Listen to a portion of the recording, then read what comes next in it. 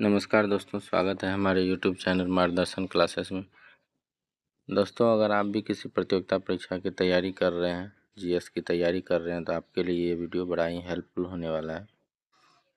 मैं YouTube channel के माध्यम से NCERT नोट्स लेके आता हूँ, जो कि प्रतियोगिता परीक्षा की दृष्टि से बड़ा ही महत्वपूर्ण है। तो इसी कड़ी में देखिए, आज हम वर्ग 10 का अध्याय 10 प्रकाश परावर्तन तथा अपवर्तन इसका व्याख्या करेंगे और देखेंगे कि इस चैप्टर में क्या क्या मुख्य बिंदु है। तो आइए शुरू करते हैं। वर्ग 10 का अध्याय 10 प्रकाश परावर्तन तथा अपवर्तन।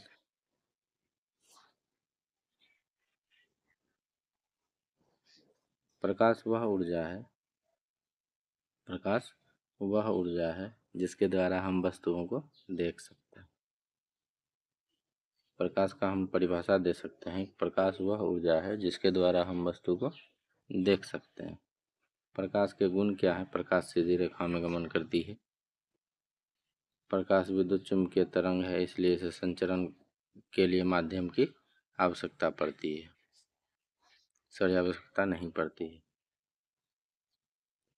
प्रकाश अपारदर्शी वस्तुओं की तीक्ष्ण छाया बनाता है। प्रकाश की चाल निर्वात में सबसे अधिक होती है, 3 × 10⁸ मीटर प्रति सेकेंड। ये प्रकाश की चाल है। प्रकाश परावर्तन क्या है? उच्च कोटि की पॉलिश किया हुआ पृष्ठ जिसे दर्पण अपने पर पड़ने पर अधिकांश प्रकाश को परावर्तित कर देता है। तो पॉलिश किया हुआ सतह जो है, एक तरफ पॉलिश किया हुआ हो और एक तरफ दर्पण हो, तो उस पर कोई भी प्रकाश पड़ता है तो वह प्रकाश की किरण को परावर्तित कर देती है। आइए आगे देखते हैं प्रकाश के परावर्तन के नियम। प्रकाश के परावर्तन के क्या नियम है? आपतन कोण परावर्तन कोण के बराबर होता है। यानी आपतन कोण जो होगा, ये आपतन कोण है, या आपतित किरण कह सकते हैं। ये आपतन कोण और परावर्तन कोण ये जो है, ये दोनों क्या होगा? बराबर होगा। आपतित किरण दर्पण के आपतन बिंदु पर अविलंब तथा परावर्तित किरण सभी एक ही तल में होते हैं। आपतित किरण के दर्पण के आपतन बिंदु जहाँ पर बिंदु गिर रही है अविलंब होता है, यानी अविलंब ये होता है, तथा परावर्तित किरण एक ही तल में होता है, यानी तल इसका ये रहेगा। आगे देखते हैं। प्रतिबिंब वहाँ बनता है जिस बिंदु पर कम से 2 परावर्तित किरणें परिच्छेद होती है।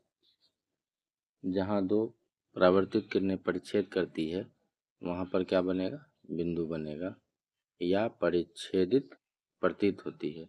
जैसे ये कोई समतल सतह है और यहाँ से कोई किरण आएगी तो ये परावर्तन करेगी, तो ये यहाँ पर बिंदु बनेगा। आइए देखते हैं वास्तविक प्रतिबिंब और आभासी प्रतिबिंब क्या है। वास्तविक क्या है? यह तब बनता है जब प्रकाश की किरणें वास्तव में परिच्छेदित होती है, और आभासी प्रतिबिंब तब बनता है जब प्रकाश की किरणें प्रतीत होती है, यानी होती नहीं है लेकिन प्रतीत होती है कि ये किरण प्रतिच्छेदित है। दूसरा है इसे पर्दे पर प्राप्त कर सकते हैं, इसे पर्दे पर प्राप्त नहीं किया जा सकता। तीसरा है वास्तविक प्रतिबिंब उल्टा बनता है और आभासी प्रतिबिंब सीधा बनता है। वास्तविक प्रतिबिंब क्या बनता है? उल्टा बनता है, और आभासी प्रतिबिंब सीधा बनता है। आइए देखते हैं समतल दर्पण द्वारा प्राप्त प्रतिबिंब। समतल दर्पण में कैसा प्रतिबिंब बनता है? तो ये समतल दर्पण है, ये समतल दर्पण है, यहाँ से किरण गुजरेगी। समतल दर्पण में आभासी एवं सीधा प्रतिबिंब होता है। प्रतिबिंब का आकार वस्तु के आकार का होता है। प्रतिबिंब दर्पण के उतने ही पीछे बनता है जितना वस्तु की दर्पण से दूरी होती है। अगर वस्तु की दूरी यहाँ है तो प्रतिबिंब भी यहाँ बनेगा। जितना दूर ये होगा उतना ही दूर ये होगा। और प्रतिबिंब क्या होगा? आकार में भी बराबर होगा, आभासी होगा प्लस सीधा होगा। प्रतिबिंब पार्श्व परिवर्तित होता है। अब है कि पार्श्व परिवर्तन क्या है। पार्श्व परिवर्तन, इसमें वस्तु का दायां भाग बायां प्रतीत होता है एवं बायां भाग दायां प्रतीत होता है। ये हो गया पार्श्व परिवर्तन। गोलीय दर्पण क्या है। गोलीय दर्पण का परावर्तक तल अंदर की ओर या बाहर की ओर वक्रित होता है। गोलीय दर्पण जिसका परावर्तक पृष्ठ अंदर की ओर अर्थात गोले के केंद्र की ओर वक्रित है, वह अवतल दर्पण कहलाता है। गोलीय दर्पण क्या है। गोलीय दर्पण का परावर्तक तल अंदर की ओर या बाहर की ओर वक्रित होता है, ये गोलीय दर्पण। और गोलीय दर्पण जिसका परावर्तक पृष्ठ अंदर की ओर, परावर्तक पृष्ठ ये हो गया अंदर की ओर, और ये पेंट क्या होगा, ये इधर रहेगा। तो इस दर्पण को हम लोग क्या कहते हैं, अवतल दर्पण। अगर इस तरफ में पेंट किया हुआ हो और इधर समतल, इधर जो है परावर्तक पृष्ठ हो, तो वो हो जाएगा उत्तल दर्पण। गोलीय दर्पण जिसका परावर्तक पृष्ठ बाहर की ओर वक्रित हो, वो क्या कहलाएगा, उत्तल दर्पण कहलाएगा। जैसे ये जो है, ये मान लीजिए दर्पण है और इसका परावर्तक सतह ये है, तो ये अवतल दर्पण, और परावर्तक सतह अगर ये हो जाएगा तो ये उत्तल दर्पण हो जाएगा। इधर पेंट होगा इधर, ठीक। और ये अंदर बाहर दोनों की तरफ जब होगा तो ये हो जाएगा गोलीय दर्पण। आगे देखते हैं। गोलीय दर्पण में समांतर प्रयुक्त होने वाले कुछ शब्द क्या है। ये एम है, ये सी है, ये एफ है, ये पी है और ये एन है। एन क्या है, ये दर्पण है। एफ फोकस दूरी है और सी वक्रता केंद्र है। ये वक्रता केंद्र की त्रिज्या है और पी पोटेंशियल है। इसमें है ध्रुव। गोलीय दर्पण के परावर्तक पृष्ठ के केंद्र को दर्पण का ध्रुव कहते हैं। गोलीय दर्पण का परावर्तक पृष्ठ के केंद्र को हम लोग क्या कहेंगे, ध्रुव कहेंगे। यह दर्पण के पीछे पर स्थित होता है। ध्रुव को प्राय पी अक्षर से निरूपित किया जाता है। ये क्या हो जाएगा, ध्रुव हो जाएगा। अब आइए इसका मुख्य अक्ष देख लेते हैं। मुख्य अक्ष क्या है। मुख्य अक्ष गोलीय दर्पण के ध्रुव तथा वक्रता त्रिज्या के से गुजरने वाली एक सीधी रेखा को मुख्य अक्ष कहते हैं। मुख्य अक्ष दर्पण के ध्रुव पर अभिलंब होता है। वक्रता केंद्र क्या है। गोलीय दर्पण का परावर्तक पृष्ठ एक गोले का भाग है। इस गोले का केंद्र गोलीय दर्पण का वक्रता केंद्र कहलाता है। इसे हम लोग क्या कहते हैं, सी से निरूपित करते हैं। वक्रता त्रिज्या क्या, गोलीय दर्पण का परावर्तक पृष्ठ जिस गोले का भाग है उसकी त्रिज्या दर्पण की वक्रता त्रिज्या कहलाती है। इसे अक्षर आर से निरूपित किया जाता है। आइए द्वारक किसे कहते हैं। गोलीय दर्पण के परावर्तक पृष्ठ तल की वृत्ताकार सीमा रेखा का व्यास दर्पण का द्वारक कहलाता है। इसे एम एन से दर्शाया जाता है। मुख्य फोकस क्या है, इसको देख लेते हैं। मुख्य फोकस क्या है, इसको देख लेते हैं। मुख्य अक्ष पर वह बिंदु जहाँ मुख्य अक्ष के समांतर किरणें आकर मिलती है या परावर्तित किरणें मुख्य अक्ष पर एक बिंदु से आती हुई महसूस होती है, वह बिंदु गोलीय दर्पण का मुख्य फोकस कहलाता है। गोलीय दर्पण के ध्रुव तथा मुख्य फोकस के मध्य की दूरी फोकस दूरी कहलाती है। इसे अक्षर एफ द्वारा निरूपित करते हैं। गोलीय दर्पण के मुख्य ध्रुव तथा मुख्य फोकस के मध्य की दूरी फोकस दूरी कहलाती है। इसे अक्षर एफ द्वारा निरूपित करते हैं। आगे देखते हैं। छोटे द्वारक के गोलीय दर्पणों के लिए वक्रता त्रिज्या फोकस दूरी से दुगुनी होती है। हम इस संबंध को R बराबर 2F कहते हैं या व्यक्त करते हैं। आइए अवतल दर्पण के किरण आलेख बनाने के कुछ नियम है, उसको देख लेते हैं। नियम 1 है, दर्पण के मुख्य अक्ष के समांतर प्रकाश किरण परावर्तन के पश्चात अवतल दर्पण के मुख्य फोकस से गुजरती है। अवतल दर्पण के मुख्य अक्ष के समानांतर, इसके समानांतर प्रकाश किरण परावर्तन के पश्चात अवतल दर्पण के फोकस से गुजरती है। दूसरा है, अवतल दर्पण के मुख्य फोकस से गुजरने वाली किरण परावर्तन के पश्चात मुख्य अक्ष के समांतर निकलेगी। तीसरा है अवतल दर्पण के वक्रता केंद्र से गुजरने वाली किरण परावर्तन के पश्चात उसी दिशा में वापस परिवर्तित हो जाती है। अब चौथा है इसमें अवतल दर्पण के बिंदु P की ओर मुख्य अक्ष से तिर्यक दिशा में आपतित किरण तिर्यक दिशा में ही परावर्तित होती है। आपतित तथा परावर्तित किरणें आपतन बिंदु पर मुख्य अक्ष के समान कोण बनाती है। आइए देखते हैं कि अवतल दर्पण द्वारा बिंब की विभिन्न स्थितियों के लिए बने प्रतिबिंब। अवतल दर्पण के द्वारा विभिन्न स्थितियों में बना हुआ प्रतिबिंब। बिंब की स्थिति, प्रतिबिंब की स्थिति, प्रतिबिंब का आकार, प्रतिबिंब की प्रकृति। अगर अनंत पर रहेगा, बिंब की स्थिति कहाँ रहेगी? अनंत पर रहेगी, तो फोकस एफ पर बिंदु साइज रहेगा अत्यधिक छोटा और प्रतिबिंब कैसा बनेगा? वास्तविक और उल्टा। सी से परे एफ तथा सी के बीच में होगा छोटा और वास्तविक उल्टा। सी पर रहेगा तो सी पर समान साइज का और वास्तविक तथा उल्टा बनेगा। 4 नंबर में सी और एफ के बीच अगर रहेगा तो सी से परे बड़ा और वास्तविक तथा उल्टा बनेगा। एफ पर रहेगा तो अनंत पर अत्यधिक बड़ा और वास्तविक बनेगा। और पी तथा एफ के बीच रहेगा दर्पण के पीछे विवर्धित बड़ा और आभासी तथा सीधा प्रतिबिंब बनेगा। आइए बिंब की स्थिति को देख लेते हैं। 1 नंबर में अनंत पर ये किरण आलेख द्वारा हम समझते हैं, अगर यहाँ से किरण जाएगी, ये जाएगा तो ये परावर्तित होगा इधर से और ये इधर से, तो ये फोकस दूरी पर मिलेगा। दूसरे सी से परे रहेगा, अगर मान लीजिए यहाँ है सी से परे रहेगा ये, तो ये इधर से आएगा, फिर ये इधर से यहाँ बनेगा। ये है सी पर, ये इस तरह का प्रतिबिंब बनेगा। 4 नंबर सी और एफ के बीच में अगर वस्तु रहेगा, यहाँ ये वस्तु है, तो इस तरह का प्रतिबिंब बनेगा। 5 में एफ पर रहेगा तो इस तरह का बनेगा। और 6 पी और एफ के बीच रहेगा, यानी पी ये ध्रुव और एफ के बीच रहेगा, फोकस दूरी के बीच रहेगा, तो इस तरह का प्रतिबिंब बनेगा। दोस्तों इसको हम लोग एनसीईआरटी सॉल्यूशन में देखेंगे, इसका विस्तार पूर्वक हम लोग चर्चा करेंगे कि किस स्थिति में किस तरह का दर्पण बनता है। अभी हम सिर्फ मुख्य बातों को देख रहे हैं। अवतल दर्पणों के उपयोग। अवतल दर्पण का क्या उपयोग है उसको देख लेते हैं हम लोग।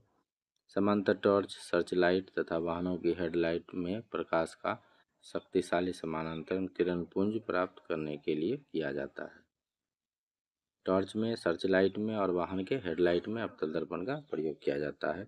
दंत विशेषज्ञ अवतल दर्पणों का उपयोग मरीजों की दांतों का बड़ा प्रतिबिंब देखने के लिए करता है। इन्हें प्रायः चेहरे का बड़ा प्रतिबिंब देखने के लिए शेविंग दर्पणों के रूप में किया जाता है। चौथा, सौर भट्टियों में सूर्य के प्रकाश को केंद्रित करने के लिए बड़े अवतल दर्पणों का उपयोग किया जाता है। आइए उत्तल दर्पण को देखते हैं। उत्तल दर्पण के मुख्य अक्ष के समानांतर प्रकाश किरण परावर्तन के पश्चात दर्पण के मुख्य फोकस से अपसारित होती प्रतीत होती है। दूसरा है उत्तल दर्पण के मुख्य फोकस से गुजरने वाला किरण परावर्तन के पश्चात मुख्य अक्ष के समानांतर निकलेगी। और तीसरा है उत्तल दर्पण के वक्रता केंद्र की ओर निर्देशित किरण परावर्तन के पश्चात उसी दिशा में वापस परावर्तित होती जाती है। चौथा देखते हैं, उत्तल दर्पण के बिंदु P की ओर मुख्य अक्ष से तिर्यक दिशा में आपतित किरण तिर्यक दिशा में ही परावर्तित होती है। आपतित तथा परावर्तित किरणें आपतन बिंदु पर मुख्य अक्ष से समान कोण बनाता है। आइए उत्तल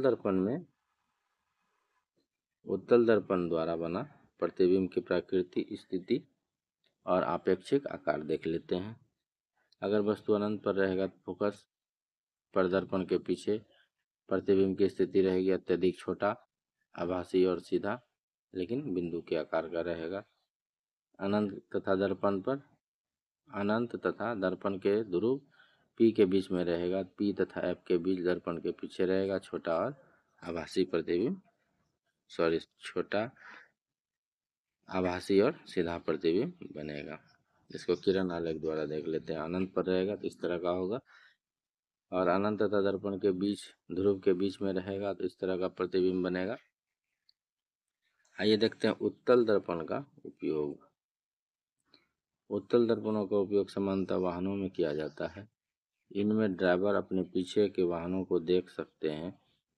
उत्तल दर्पणों को इसलिए प्राथमिकता दी जाती है क्योंकि यह सदैव सीधा और छोटा प्रतिबिंब बनाता है। उत्तल दर्पण में क्या होता है, छोटा और सीधा प्रतिबिंब बनता है और ड्राइवर को अपने पीछे के बहुत बड़े क्षेत्र को देखने में सामर्थ्य बनाते हैं। दूसरा, दुकानों में इसका इस्तेमाल सिक्योरिटी दर्पण के रूप में किया जाता है। आइए आगे देखते हैं गोलीय दर्पण द्वारा परावर्तन के लिए चिन्ह परिपाटी। बिंब हमेशा दर्पण के बाईं ओर रखा जाता है। इसका अर्थ है कि दर्पण पर बिंब से प्रकाश बाईं ओर से आपतित होता है। मुख्य अक्ष के समांतर सभी दूरियां दर्पण के ध्रुव से मापी जाती है। तीसरा है मूल बिंदु के दाईं ओर प्लस एक्स के अनुदिश मापी गई सभी दूरियां धनात्मक मानी जाती है, जबकि मूल बिंदु के बाईं ओर एक्स अक्ष के अनुदिश मापी गई दूरियां ऋणात्मक मानी जाती है। चौथा है मुख्य अक्ष के लंबवत तथा ऊपर की ओर प्लस y माइनस अक्ष के अनुदिश मापी जाने वाली दूरियां धनात्मक मानी जाती है। पांचवा, मुख्य अक्ष के लंबवत तथा नीचे की ओर माइनस y माइनस अक्ष के अनुदिश दूरियां ऋणात्मक मानी जाती है।